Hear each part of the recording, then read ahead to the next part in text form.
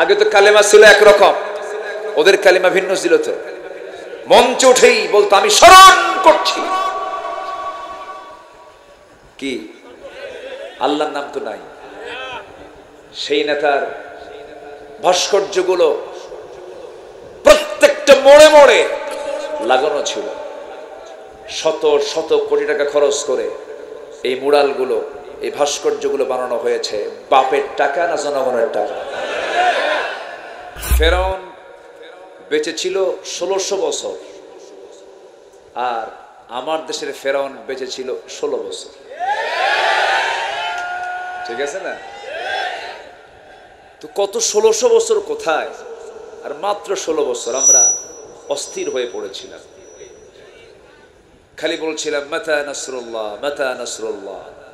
অথচ 1600 বছর হায়াত পেয়েছিল ফেরাউন।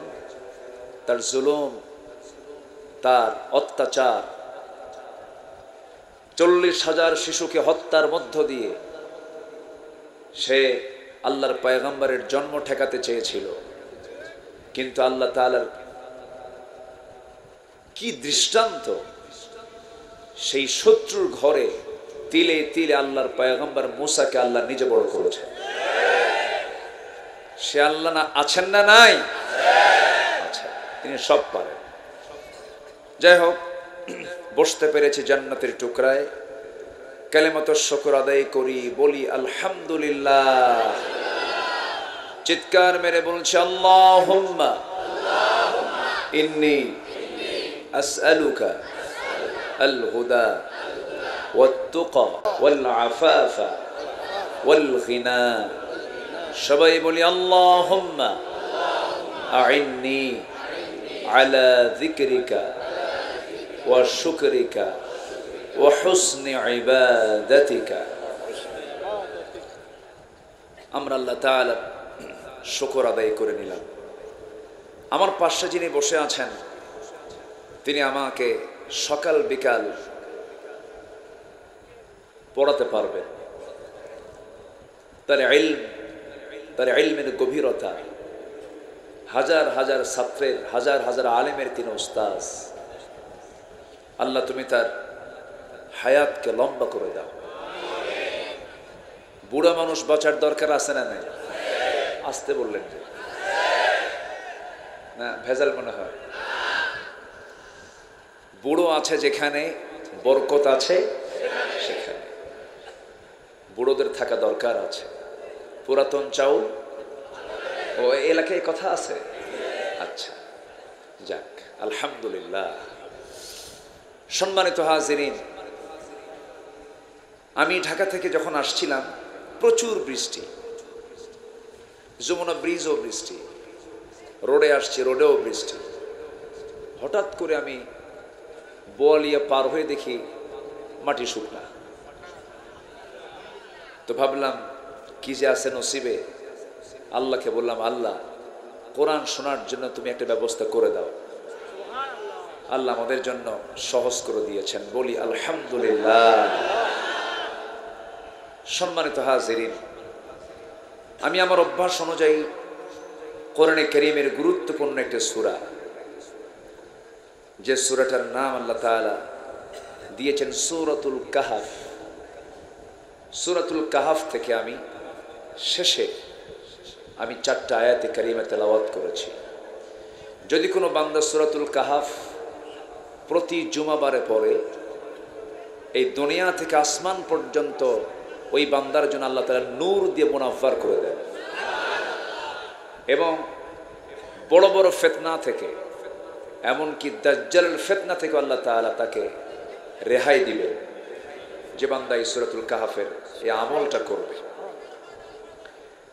সেই সূরাতুল কাহফের আমি শেষ থেকে তেলাওয়াত করেছি। আমার অভ্যাস অনুযায়ী সেই তেলাওয়াতকৃত আয়াতকে সামনে রেখে কিছু কথা বলতে চাচ্ছি। ওয়ামা তাওফীকি ইল্লা বিল্লাহ আলাইহি তাওয়াক্কালতু ওয়া ইলাইহি উনীব। আসুন আমরা সোজা সে আয়াতের দিকে চলে যাচ্ছি। কথা বলা যাবে না তো, এখানে কথা বলে কে? হাত দিয়ে কাজ করেন, কথা বলা যাবে না। জি, আমরা যেখানে বসে আছি এই জায়গার বরকত কি সবচেয়ে কম না সবচেয়ে বেশি? কিসের কারণে? আচ্ছা, এখানকার সম্মান কম না বেশি? এই মাহফিলের সৌন্দর্য যদি কেউ নষ্ট করে তার শাস্তিও কম হবে না বেশি হবে? বেশি হবে। সৌন্দর্যের ব্যাঘাত করা যাবে না। মাহফিলের সৌন্দর্য রক্ষার দায়িত্ব একার না সবার? একার না সবার? শৃঙ্খলা রক্ষার জন্য 1 নম্বর শর্ত হচ্ছে যে যেখানে আছেন নামাজে দাঁড়ালে যেমন, ইমামের পেছনে জামাতে নামাজে দাঁড়ালে যেমন, আর পেছনে যাওয়ার উপায় নাই সালাম ফেরা না পর্যন্ত, ঠিক তেমনি কোরআনের আলোচনা যেখানে শুরু হবে এখান থেকে নড়ারও কোনো সুযোগ নাই। এটা ইবাদত, কিন্তু এটা কি ইবাদত? ইবাদত মনে করে যে যেখানে আছেন সাহাবীদের মতো গুণ অর্জন করে। আমার রাসূল যখন কথা বলতেন সাহাবে কেরাম চুপ করে বসে থাকতেন। নড়াচড়া তো দূরের কথা, উড়ন্ত পাখি মাথার উপরে বসতো, টের পেত না মানুষ না গাছ। পিনপতন নীরব হয়ে আমরা বসে থাকবো। জোরে বলি ইনশাআল্লাহ। কিসের সম্মানে? কোরআনের সম্মানে। কোরআন যারা মানে, কোরআন যারা পড়ে, কোরআন যারা শিখে, কোরআন যারা শিখায়, তারা হচ্ছে এই পৃথিবীর ভিতরে সবচাইতে শ্রেষ্ঠ বান্দা। আমার কথা না, নবীর কথা। নবীর কথা। খায়রুকুম মান তাআল্লামাল কুরআনা ওয়া আল্লামাহু। আলেম পাশে থাকলে একটু সুবিধা আছে, কোথাও কোনো গ্যাপ থাকলে এটা পূরণ হয়ে যায়।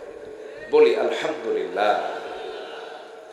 তাহলে এই কোরআনটা পৃথিবীর কোরআন না আসমানের কোরআন? আসমান থেকে নাজিল করেছেন কে?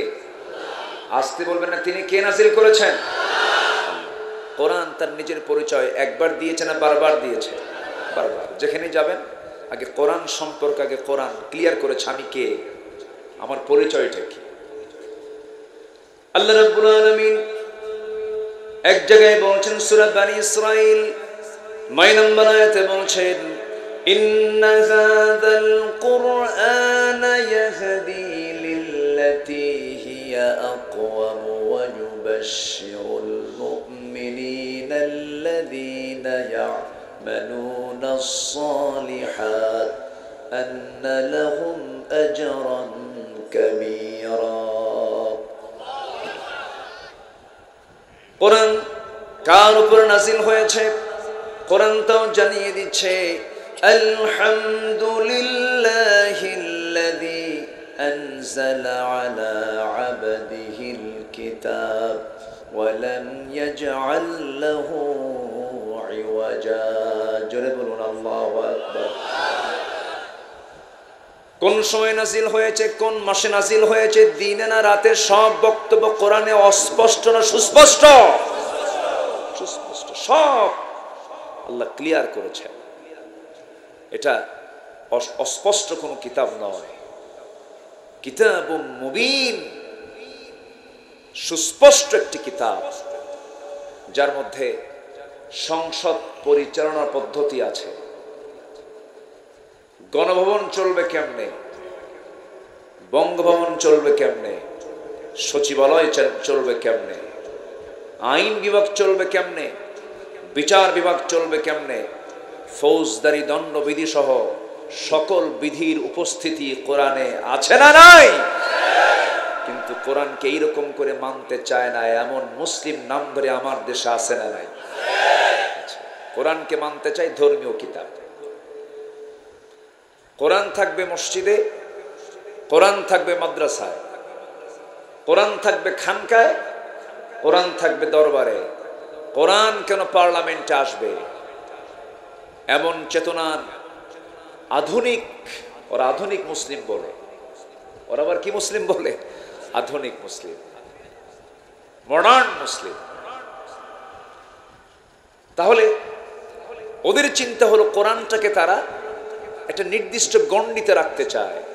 কোরআন কি এক জায়গায় না সব জায়গায়?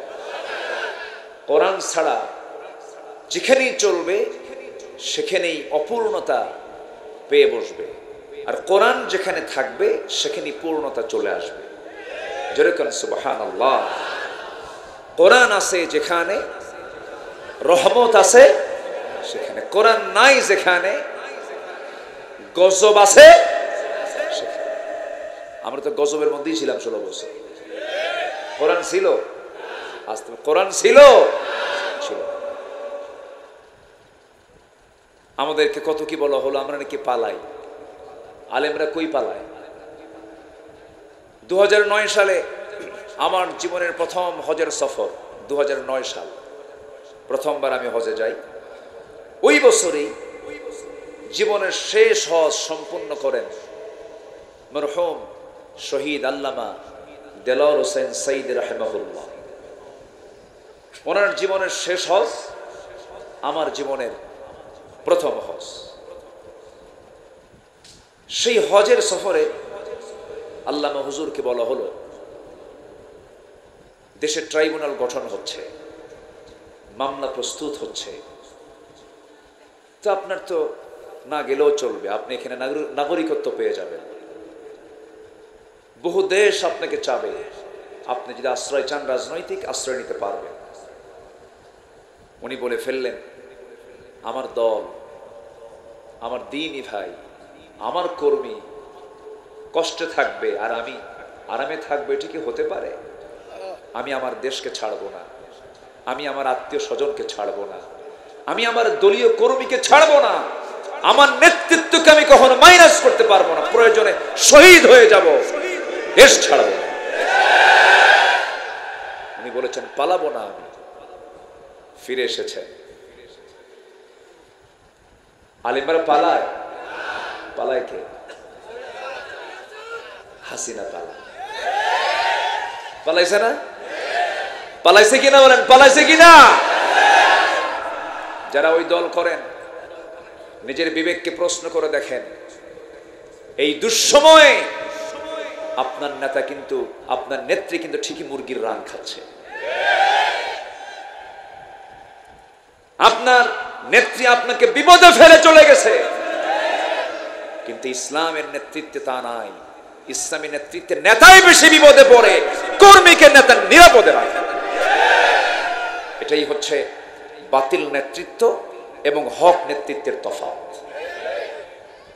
উহুদের ময়দানে আমার নবীজি কম মার খেয়েছেন না বেশি মার খেয়েছেন? বেশি। নেতা মার খাইছে কম না বেশি? বেশি। কষ্ট পাচ্ছেন নাকি আপনারা? হয়তো অনেকে ভাবছেন আপনি হুজুর ডিরেক্ট কথা বলছেন। এটা ডিরেক্ট না তো, এটা বাস্তব কথাই তো। 16টি বছর ধরে মঞ্চে যে পরিমাণ জুলুমগুলো করা হয়েছে, আমরা মঞ্চে উঠি, নেতাগুলো সব চেয়ার দখল করে কানে কানে বলে দিয়ে যায়, হুজুর থানায় বলে আসছে, আগে থানার হুমকি দেখা, এরপরে বলে হুজুর এমন ওয়াজ করবেন, সে ওয়াজটা হবে হলো আকাশের আর কবরের। দুনিয়ার কোনো ওয়াজ করতে পারবে না, দুনিয়া আমরা দেখে নেব, দুনিয়া দেখবে ওরা, আর আমাদের ডিপার্টমেন্ট হলো আকাশ আর কি মাটি।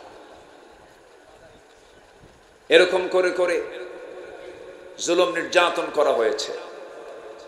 2010 সালে আমার পাশে যিনি বসে আছেন, ওনারা তো জীবন্ত সাক্ষী, অনেক কিছু, তার অনেক কিছুর সাক্ষী তারা। 2010 সালের 10 এবং 11 ফেব্রুয়ারি পাবনার মাটিতে আল্লামা সাইদ রাহিমাহুল্লাহর শেষ সফর। উনি ফেব্রুয়ারিতে মাহফিল করে গেলেন, 26শে জুন আমার সঙ্গে ঢাকায় তার শেষ কথা, শেষ সাক্ষাৎ। 30শে জুন তাকে গ্রেফতার করা হলো। 13টি বছর এই জাতিকে যদি তিনি কোরআনের আলোচনা উপহার দিতে পারতেন, জাতির চরিত্র আজকে কোথায় যেত?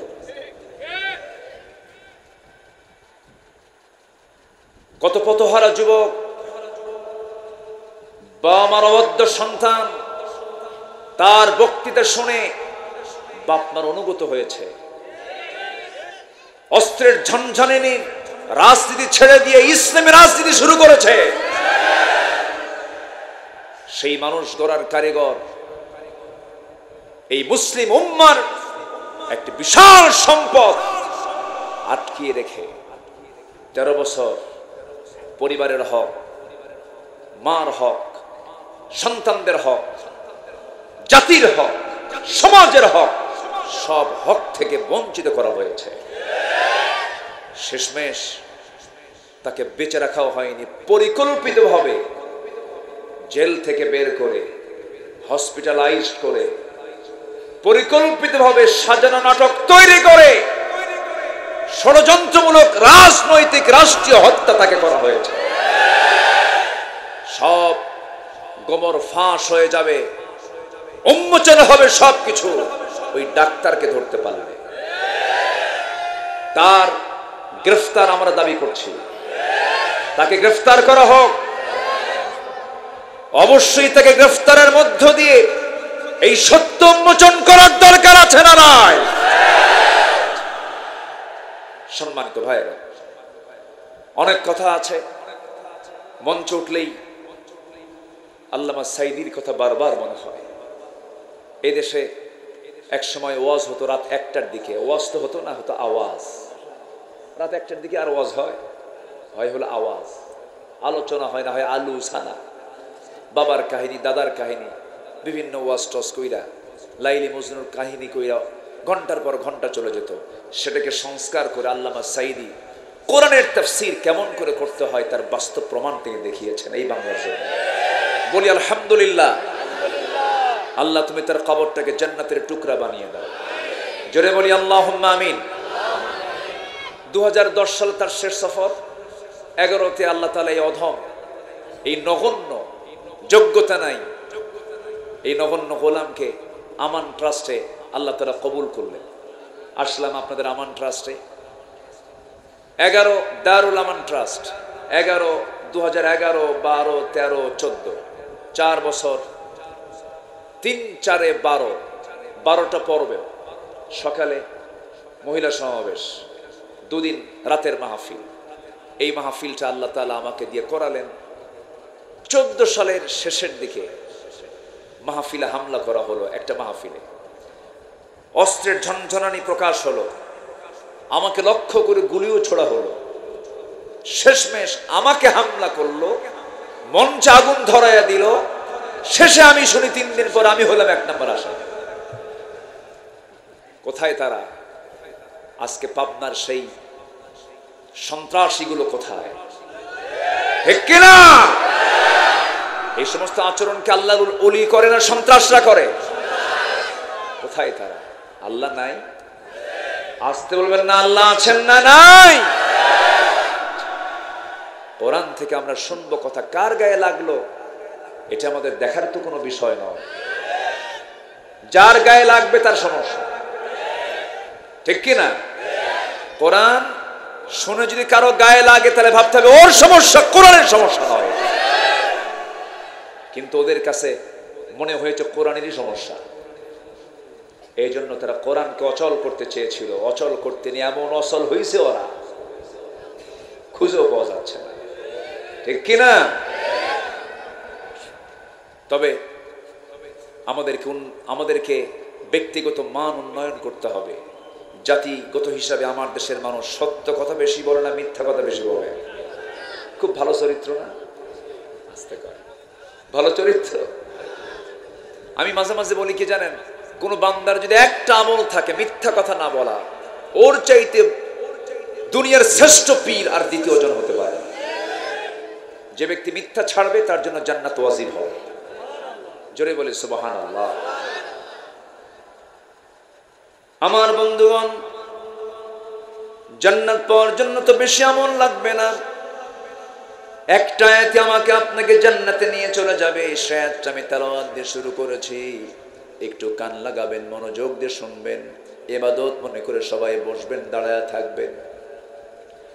আল্লাহ রাব্বুল আলামিন বলেন, ইন্নাল্লাযীনা আমানু ওয়া আমিলুস সালিহাতি কানাত লাহুম জান্নাতুল ফিরদাউসি নুজুলা খালিদিনা ফিহা লা ইয়াবগুনা আনহা হিওয়ালা।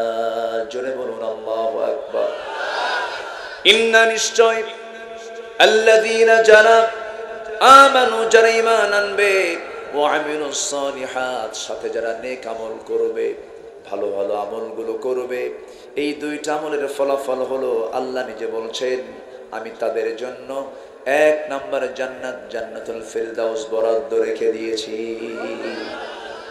কয়টা আমল বলেন, কয়টা আমল? এই দুইটা আমল আমাকে আপনাকে মজবুত করতে হবে। নাম্বার 1 হলো ঈমানটা আনতে হবে ভালো করে, ফ্রেশ ঈমান হতে হবে, নির্ভেজাল ঈমান হতে হবে। মানুষের শরীরে যেমন ক্যান্সার হয়, যার কোনো অ্যান্সার থাকে না, তেমন ঈমানের কিছু ক্যান্সার আছে।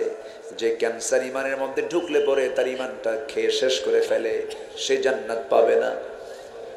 ক্যান্সার আক্রান্ত ঈমান আনা যাবে না, ভেজাল ঈমান আনা যাবে না, ফ্রেশ ঈমান আনতে হবে। আল্লাহ রাব্বুল আলামিন ঈমান আনার ব্যাপারে আরেক জায়গায় তাকিদ দিয়ে বলছেন, ইয়া আইয়ুহাল্লাযীনা আমানু আমিনু, ভালো করে তোমরা ঈমান আনো, আমাকে ভয় করার মতো তোমরা ভয় করো, আমাকে জানার মতো তোমরা জানো, তাওহীদের জ্ঞান তোমরা হাসিল করো। ঈমান আছে, আমল নেই হবে না, আমল আছে কিন্তু তাকওয়া নাই হবে না। ঈমানও লাগবে, আমলও লাগবে। আবার ঈমানটা আপনি রক্ষা করার জন্য ইসলামের দরকার আছে না নাই? ঈমান এবং ইসলাম বীজ এবং গাছের মতো। বীজ এবং গাছ, অর্থাৎ বীজ যদি ভালো হয় গাছ ভালো হয়, বীজ যদি দুর্বল হয় গাছও দুর্বল হয়। এই জন্য চারা আর গাছের মধ্যে যেমন অঙ্গাঙ্গি জড়িত সম্পর্ক থাকে, ঈমান এবং ইসলাম তেমনি চারা গাছের মতো। ঈমান, ইসলাম, তাকওয়া, আমল। ঈমান আছে, ইসলাম মানে না হবে না। ইসলাম আছে, ঈমানও আছে, কিন্তু তাকওয়া নাই, তাও হবে না। ঈমান, ইসলাম, তাকওয়া সবই আছে, কিন্তু আমল নাই, তাও হবে না। সব এই 4টা জিনিস লাগবে কি লাগবে না? আসতে লাগবে কি লাগবে না? কয়টা জিনিস বলেন, কয়টা? ঈমান, ইসলাম, তাকওয়া, আমল। বলেন, ঈমান, ইসলাম, তাকওয়া, আমল। এই 4টা যদি ঠিক থেকে যায়, তারা ঠিকানা জান্নাত হয়ে যাবে। জোরে বলে সুবহানাল্লাহ। সম্মানিত ভাইয়েরা, সবার আগে আমাদের টার্গেট থাকতে হবে, পৃথিবীর কেউ খুশি হোক অথবা বেজার হোক, এতে কোনো আমার যায় আসে না। সবার আগে সন্তুষ্ট করার জন্য চূড়ান্ত চেষ্টা থাকতে হবে। কার সন্তুষ্টি? আসতে বলবেন না, কার সন্তুষ্টি? আল্লাহ। এই সন্তুষ্টি আল্লাহর অর্জনে চুল পরিমাণ অবহেলা করার সুযোগ। আল্লাহকে সন্তুষ্ট করার চেষ্টা করতে হবে সব সময়ের জন্য। আল্লাহ সবচেয়ে বেশি খুশি হন যখন বান্দা তার দিকে এগুতে থাকে। যেরকম সুবহানাল্লাহ, আল্লাহ নিজে বলছেন, ওয়াল্লাযীনা জাহাদু ফিনা, যারা আমার পথে আসার জন্য চেষ্টা করে, লানাহদিয়ান্নাহুম, লামে তাকিদ, নুনে তাকিদ, লানাহদিয়ান্নাহুম সুবুলানা। সাবিলের বহুবচন হচ্ছে সুবুল। আমি তার জন্য এক রাস্তা না, যারা আমার পথে আসতে চায় আমি তার জন্য অসংখ্য রাস্তা বের করে দিই। তাহলে আমি চেষ্টা করব, আমাকে রাস্তা বের করে দিবেন তিনি কে? আসতে বলবেন না, তিনি কে? আল্লাহ তাআলা। সম্মানিত ভাইয়েরা, রাসূলকে মারার জন্য রওনা দিয়েছিলেন একজন সাহাবী। ঈমান আনার আগে রাসূলকে হত্যা করে ফেলবেন, তার নাম হলো ওমর। তার নাম কি বলেন তো? নাম শুনছেন তো? বাড়ি কই? বলেন, বাড়ি কোথায়? কেউ তো কন্যা। অনেকদিন আগে এক মাহফিলে বললাম, ওমর চেনেন কে? ওমরে ফারুক কে কে চেনেন? সামনে থেকে এক ছেলে দাঁড় হয়ে বলে, হুজুর আমি চিনি। কে? আমাদের বাড়ির দোতলায় ভাড়া থাকে। বুঝলেন তো? এই ওমর সেই ওমর না, যে ওমর রাসূলকে মারার জন্য গেছেন। খাত্তাবের ছেলে উমর ইবনুল খাত্তাব রাদিয়াল্লাহু তাআলা আনহু রাসূলকে মারার জন্য রওনা দিয়েছেন। মেরেই ফেলবেন রাসূলকে। কেন? বাপ দাদার ধর্মে চুনকানি মেরেছে, ধর্মীয় অনুভূতিতে আঘাত এনেছে, মেরে ফেলবে, এই চিন্তা নিয়ে রওনা হয়ে গেছে। কিন্তু মাঝপথে আটকে গেলেন কোনো কিছুর কাছে না। কিসের কাছে? বলেন বলেন বলেন বলেন, কিসের কাছে? তাহলে কোরআন যদি কাউকে একবার নিয়ে নেয়, কোরআন হেদায়েত যদি কারো কপালে জোটে, পৃথিবীর কোনো মানুষ তাকে পথভ্রষ্ট করতে পারে। রাসূলকে মারার জন্য যে লোকটা যায়, বলেন তো সে লোকটাকে আগে ভালো ছিল? কি দুঃসাহসী! রাসূলকে মারার জন্য রওনা দিয়েছেন তিনি, কিন্তু কোন গোপন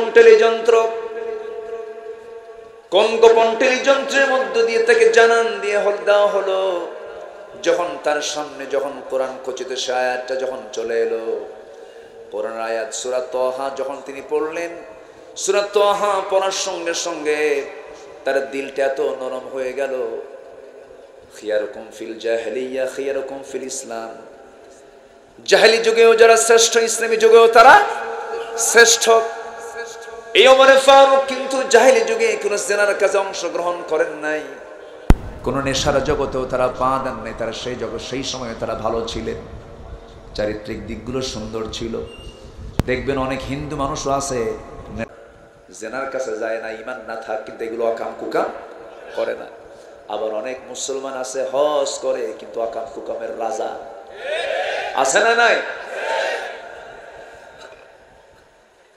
সাইয়েদনা ওমর ফারুক রাদিয়াল্লাহু তাআলা আনহু কালিমা রমিয় সুদা পান করতে বাধ্য হলেন। কেন? কোরআন তাকে পরিবর্তন করে দিয়েছে। তিনি উল্টান হয়ে ফেরত চলে আসলেন কোরআনের দিকে। তিনি মনে মনে চিন্তা করছেন, কি আমি কিতাবটা পড়লাম, তাহা মা আনজালনা আলাইকাল কুরআনা লিতাশকা, এত সুন্দর মিল, এত সুন্দর ছন্দ, এটা তো মানব রচিত কোনো মতবাদ হতে পারে না। সঙ্গে সঙ্গে ওমর ফারুক রাদিয়াল্লাহু তাআলা আনহু রাসূলকে মারার জন্য যখন তিনি নিয়ত করেছেন, নিয়তটা পাল্টায় গেছে। আবু বকর সিদ্দিক রাদিয়াল্লাহু আনহু বলছেন, হুজুর, খাত্তাবের ছিল ওমরের মেজাজ আমি জানি, আমরা প্রস্তুতি নিচ্ছি, মেরে ফেলবো। রাসূল বলছেন, না রে আবু বকর, আমার মনে হয় ওমরের দিলটা ইসলামের জন্য কবুল হয়ে গেছে। দোয়া করেছেন মুহাম্মদ সাল্লাল্লাহু। দাওয়াতি কাজ করতে গেলে দোয়ার দরকার আছে না নাই? যে লোকটাকে আপনি দাওয়াত দেবেন সেই লোকটার জন্য দোয়া করা দরকার।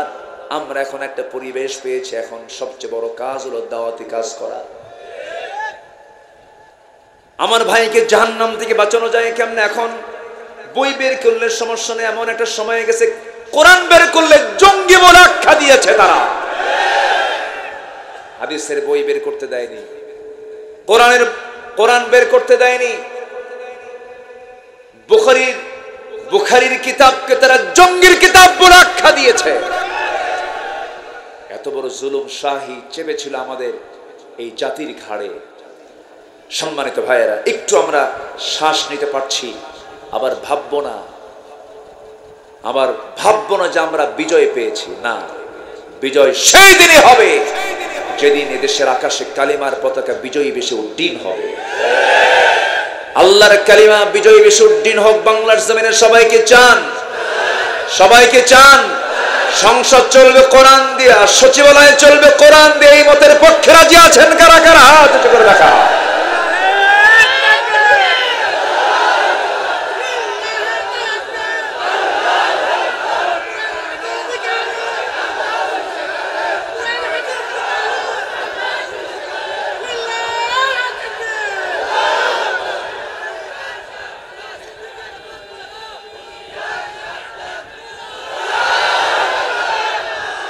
হাত নামা।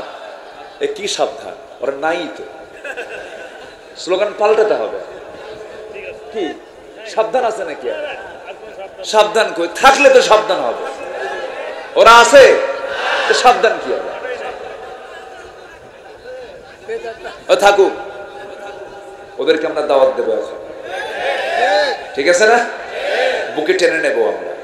আসো, তাআলাউ ইলা কালিমাতিন সাওয়াইন বাইনানা ওয়া বাইনাকুম।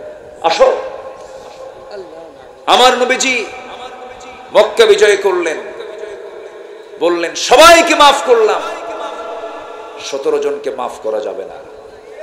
আমার দেশেও এরকম কিছু তালিকা আছে, মাফ হবে না, ঠিক কিনা?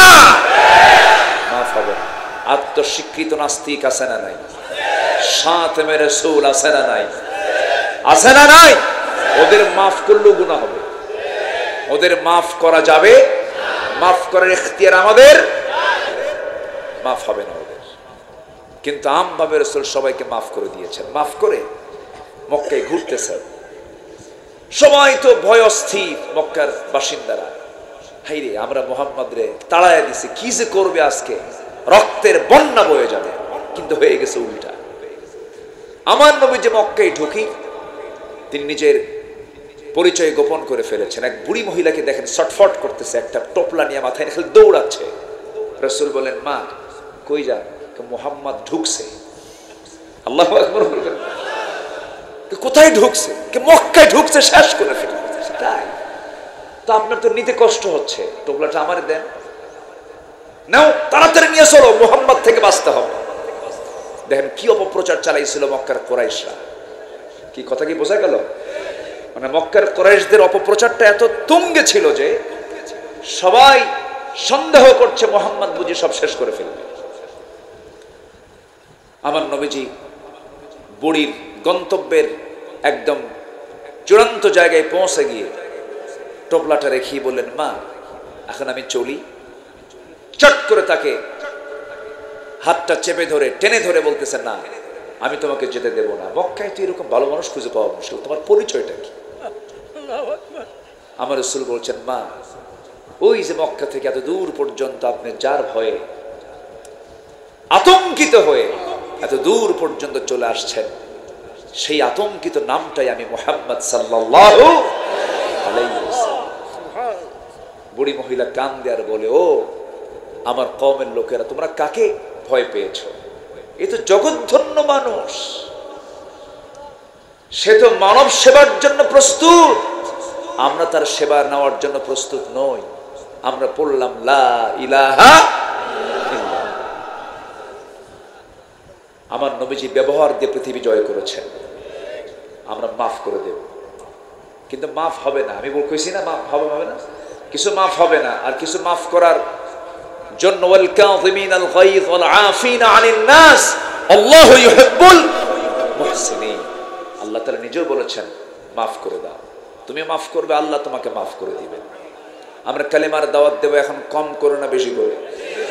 গ্রামে গ্রামে তালিকা করব কাকে কাকে দাওয়াত দেওয়া দরকার, কাকে কাকে নতুন করে কালেমা পড়ার দরকার, ঠিক কিনা বলেন? আগে তো কালেমা ছিল একরকম, ওদের কালেমা ভিন্ন ছিল। তো মঞ্চ উঠেই বলতো, আমি স্মরণ করছি কি আল্লাহর নাম তো নাই। সেই নেতার ভাস্কর্যগুলো প্রত্যেকটা মোড়ে মোড়ে লাগানো ছিল, শত শত কোটি টাকা খরচ করে এই মুরালগুলো, এই ভাস্কর্যগুলো বানানো হয়েছে। বাপের টাকা না জনগণের টাকা? আমার নবীজির কোনো ভাস্কর্য আছে? দাম তো নাই রাসূলের, আজ থেকে আছে না নাই? আমার নবীজির একটা ছবি কি আছে দুনিয়াতে কোথাও? দাম কমছে।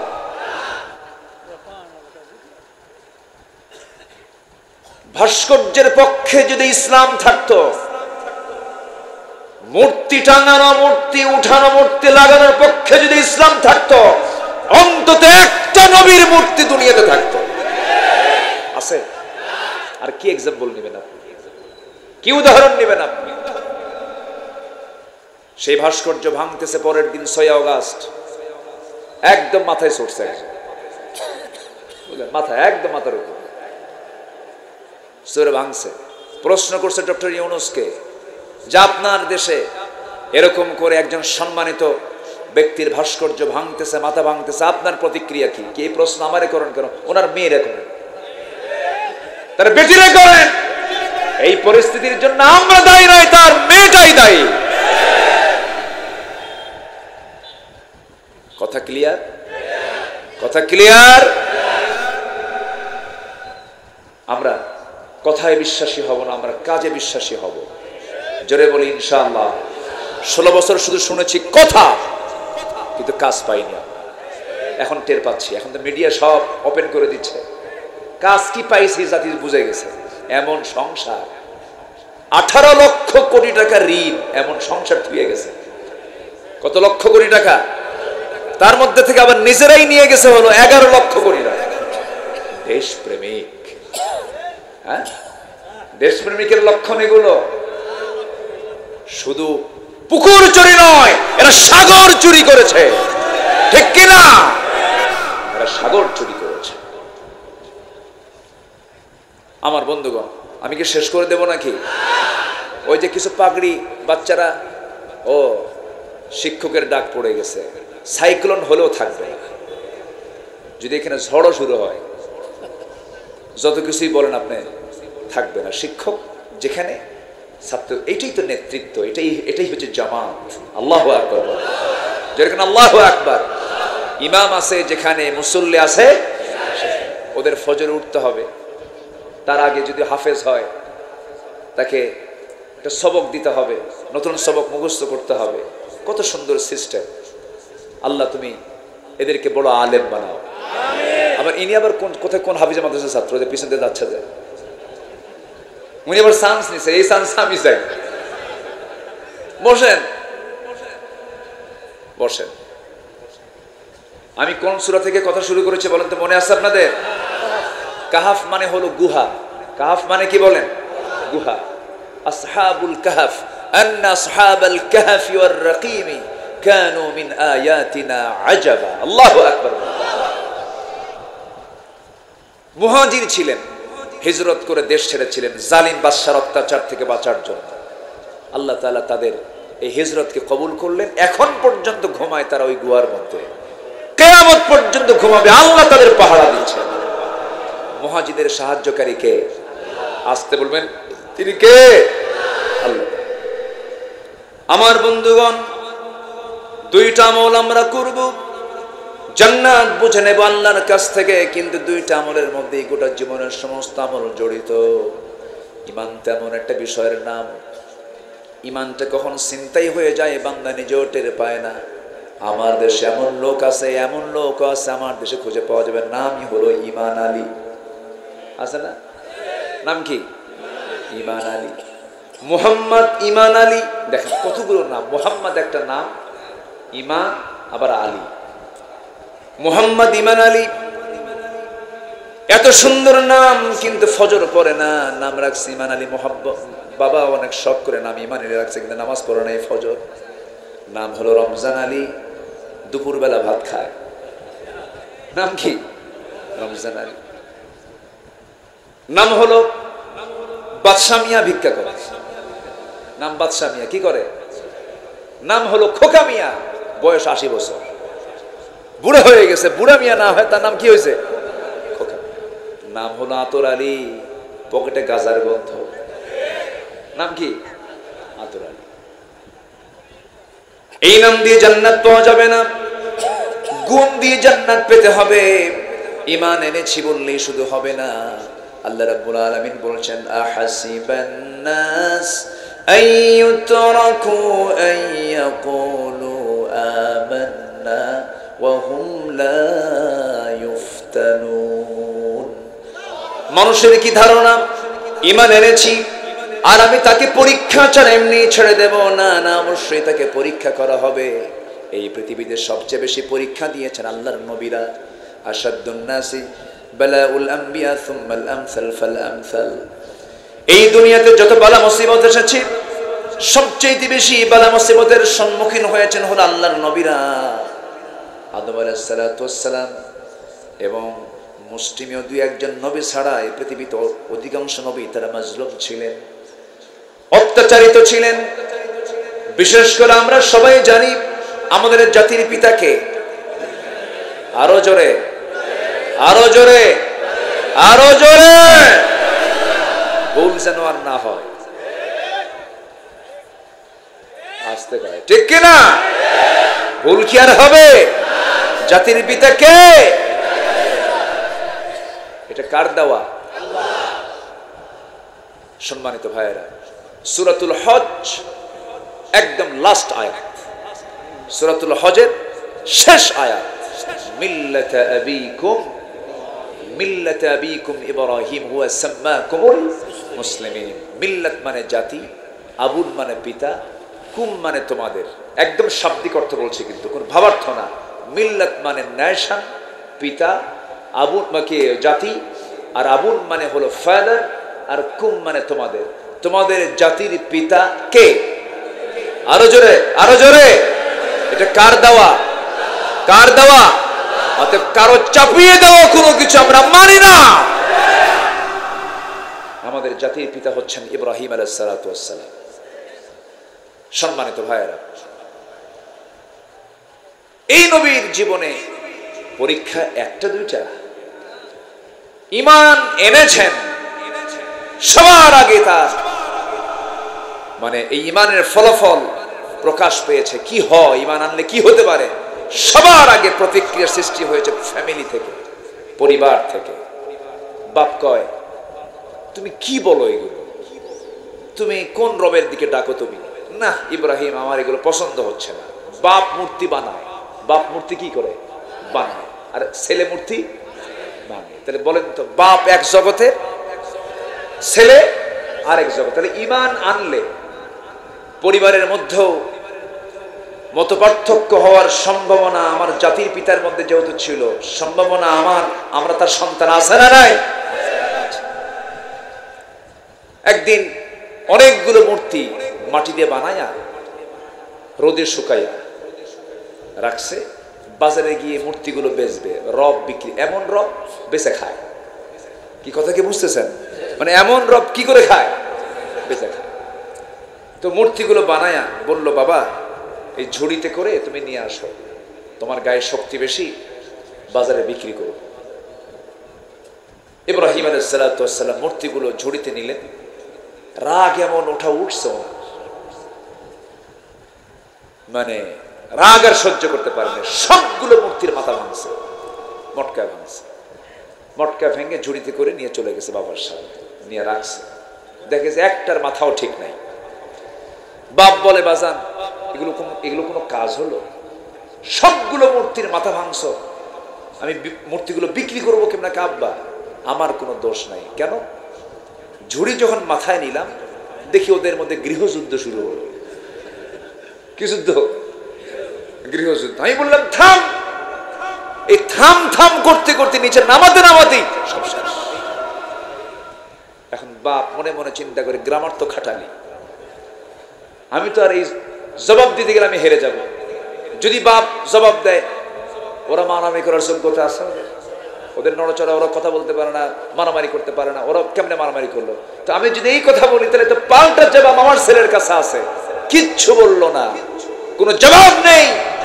সন্তান এই কাজ করে বুঝায় দিচ্ছে, বাবা এটা জড়, শক্তিহীন, নিষ্প্রাণ, যার কিচ্ছু নাই, সে আমার রব হতে পারে না।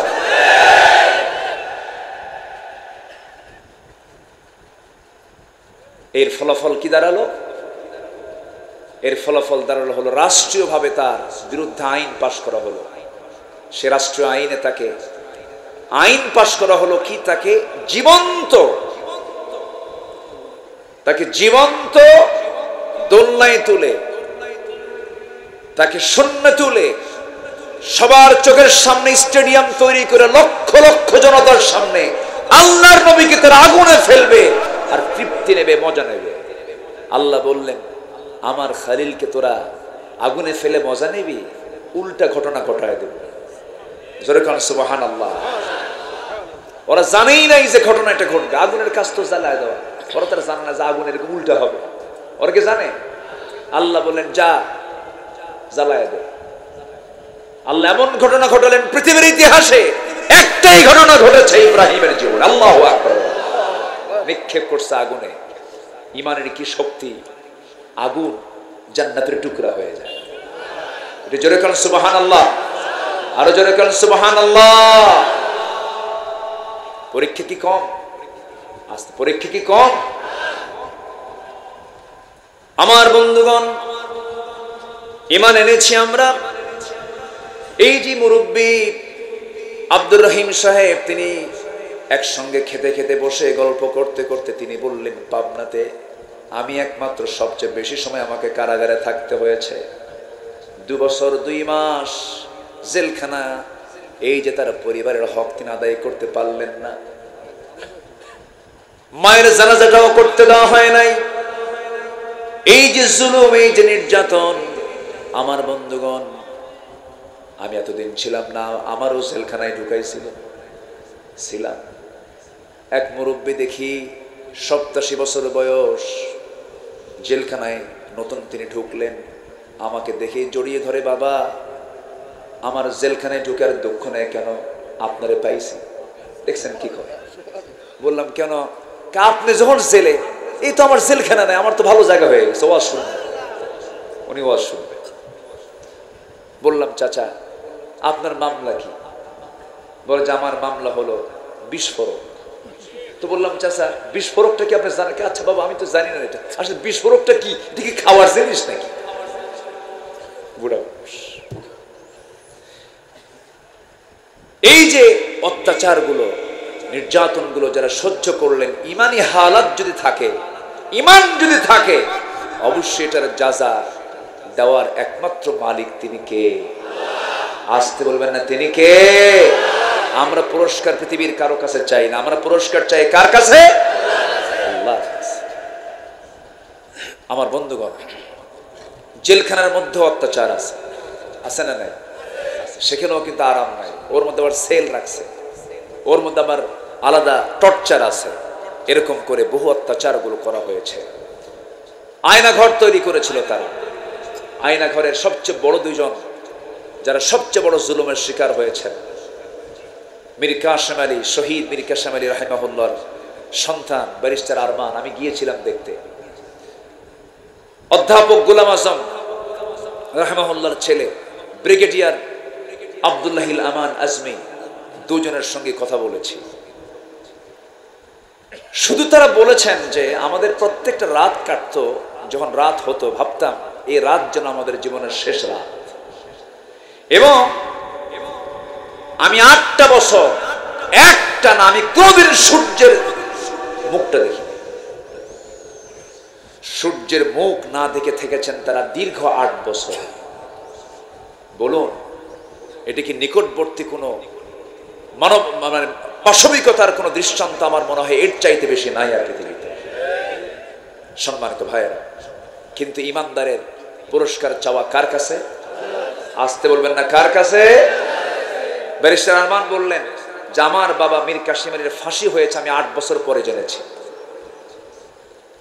তাকে ধরে নেওয়া যাওয়ার পরে তার আব্বার ফাঁসি হয়েছে, বাবার ফাঁসি হয়েছে মাত্র 1 থেকে 1.5 মাস পরে। অথচ উনি ওনার বাবার জানাজা দূরে থাক, কাফন দাফন দূরে থাক, ওনার বাবা বেঁচে আছেন না মারা গেছেন এই সংবাদ তিনি পেয়েছেন যেদিন তিনি ওই আয়না ঘর থেকে রেহাই পেয়েছেন। এই হচ্ছে চিত্র। তবে হ্যাঁ, এই যে ফলাফলটা আমরা পেয়েছি, এটা কি একদিনে আসছে? এটা কি একদিনে আসছে? অবশ্যই চোখের পানি, কিছু বান্দার চোখের পানি এখানে আছে না নাই? আসতে বলবেন না আছে না নাই? আমার বন্ধুগণ একটু কান লাগান। আমি একটা না, আল্লাহর সন্তুষ্টি হাসিল করার জন্য আমার আপনার কিছু করণীয় আছে। আমরা কোরআনকে সামনে রেখে 17টা করণীয় আমরা আজকে শিখে যাব। কয়টা বলেন? 17টা। আমি কি একটাও বলছি নাকি? তাহলে এখন বলেন ওয়াজ কি শেষ না শুরু? তাহলে চিন্তা করেন। তাহলে আরেকজনকে কেবল খেলা শুরু। পাবনা তো খুব মজার জায়গা। বলি আলহামদুলিল্লাহ, আমি খুব খুশি হয়েছে আজকে আমাকে খুব আগে ভাগে উঠায় দিয়েছে। খুব ভালো কাজ করছেন। এটা যদি পারেন আরো আগে উঠায় দিবে, এটা আরো ভালো। কারণ সবকিছুর যৌবনই সব খেলা হয়, বুড়াকালে কোনো খেলা হয় না, ঠিক কিনা? মেসির বয়স এখন যত বাড়বে, মেসি কি আর ভালো খেলোয়াড় হবে? বুড়া হয়ে গেলে আর পারে না, অবসর হয়ে যায়। এর মানে আবার বলতেছি না ফুটবল খেলা যায়, এমনি একটা উদাহরণ দিলাম এটা। সম্মানিত ভাইয়েরা, তাহলে আল্লাহ সন্তুষ্ট অর্জন করতে গিয়ে আমাদের 17টা কাজ আমরা করব। 1 নাম্বার হলো যেটা বলে ফেলেছি অলরেডি, আমার ঈমান আনবো এবং ভালো কাজ করব। জোরে বলি ইনশাআল্লাহ। রাজি আছেন তো সবাই? আচ্ছা, কারো আইল ঠেলবো? আইল ঠেলা কিষান এখানে আছে না নাই? এখন আওয়াজ কিন্তু কমে গেছে। আইল ঠেলা জমিওয়ালা আছে না নাই? যেদিন মাপ হবে তার আগের দিন আমিনকে ডাক দিয়ে বলে, ভাই কিছু টাকা দেবো না, একটু বাড়ায় দেব। আছে না নাই? আছে কিনা বলেন? শুধু আত্মপক্ষ নিজের একটু বেশি নেওয়ার জন্য বারবার চেষ্টা করে। ওই লুল্লিল মুতাফফিফিন, ওই সমস্ত ব্যক্তির জন্য ধ্বংস হয়ে যাক যারা দেওয়ার সময় কম দেয়, নেওয়ার সময় বেশি নেয়। জমির মাপে শুধু ধান্দায় থাকে, আমার ওই ওই কানি আমাকে কেমন যেমন করে হোক কাভার বাঁকা তো সোজা করতে হয়। আছে না নাই? এটা কি ইমানদার করতে পারে? ইমানদার করতে পারে? বরং যদি সন্দেহ হয় আমার জায়গার মধ্যে অমুক ভাইয়ের জায়গাটা পড়ে আছে, নিজ দায়িত্বে আমিনের টাকা খরচের টাকা নিজে দিয়া ওই প্রতিবেশীর সম্পদ জমি তার অধিকারে দিয়ে দেওয়া। যদি কেউ কারো জমি এক বিঘত পরিমাণ, সহিহ বুখারীর হাদিস, এক বিঘত পরিমাণ যদি কেউ জায়গা কারো দখল করে, কিয়ামতের দিন আল্লাহ তাআলা তার মাথার উপরে 7 তবক আসমান জমিন চাপায় দেবে। জোরে করে নাউযুবিল্লাহ। তাহলে জমি কারো জমি ভিতরে থাকা ভালো না নিজের জমি মানুষের কাছে থাকা ভালো? এটাও ভালো। আমারটাও কি কোন বোমা ফুটলো এই জায়গায়, ওইটা মাঝে মাঝে রাখছেন যে ঘুম পাড়তে নিলে একটু ফুটুস করে উঠবে, ঘুম ছেড়ে যাবে। ভালো মেডিসিন রাখছেন আপনারা, এটা রাখলে সমস্যা, এটা রাখবেন না। এমনি ফুল টুল রাখবেন। এখন ফুলও তো গন্ধ নাই, বুঝলেন? সব ফুল হয়ে গেছে প্লাস্টিক। কি হয়ে গেছে? প্লাস্টিক। মানুষের কান্দেও না, বাপ মরলেই কান্দে না, ওয়াজ শুনলে কান্দে। বাপ মরে গেছে তাই কান্দে না, ওয়াজ শুনলেও কান্দে না। আজ থেকে 15 বছর আগে, 20 বছর আগের মানুষের দিলটা ছিল সফট, নরম ছিল, একটুতে কেঁদে যেত, কাঁদতো, ইটি করতো। আর এখন বাপ মরলে হাসে, জানাজা করার সময় না। মানুষ এত হৃদয়হীন, পাষাণ হয়ে গেছে। মূল কারণ কি জানেন? ঈমান ছিনতাই হয়ে গেছে শয়তানের কাছে, ঠিক কিনা? এজন্য 1 নাম্বার কাজ হলো আমরা ঈমান আনবো। জোরে বলি ইনশাআল্লাহ। এই যে ভাই কোথায় যায়? এই যে বসেন, ও মুরব্বী না তো, ওইয়া এটা কইলে আবার ভুল হবে। বসেন। মোশতাক ভাই যে কি দিল, জি বসেন। আমার দেশে কোন কথা কোন দিক দিয়ে ভাইরাল হয় এটা বোঝা মুশকিল। হয়তো আমার মধ্যে আবার কোন কথা নিয়ে কোন দিকে কোন প্যাঁচ লাগায় গোটা দেশ, কোন দিকে কি হয়। আল্লাহ তুমি এই সমস্ত ভাইরাল থেকে বাঁচাও। এটা ভালো না, সম্মানিত ভাইরা। নাম্বার 2 হলো তাকওয়া। নাম্বার 2 কি বলেন তো? তাকওয়া। তাকওয়া হচ্ছে বেঁচে থাকা। তাকওয়া মানে কি? বেঁচে থাকা। কি থেকে বেঁচে থাকা? গুনাহ থেকে বেঁচে থাকা। কি থেকে বেঁচে থাকা বলেন? গুনাহ থেকে। একটা নারী হাঁটতেছে রাস্তা দিয়ে, বোরকা নাই, গায়ে কাপড় চোপড় নাই, মন কি চায় না চেয়ে থাকি?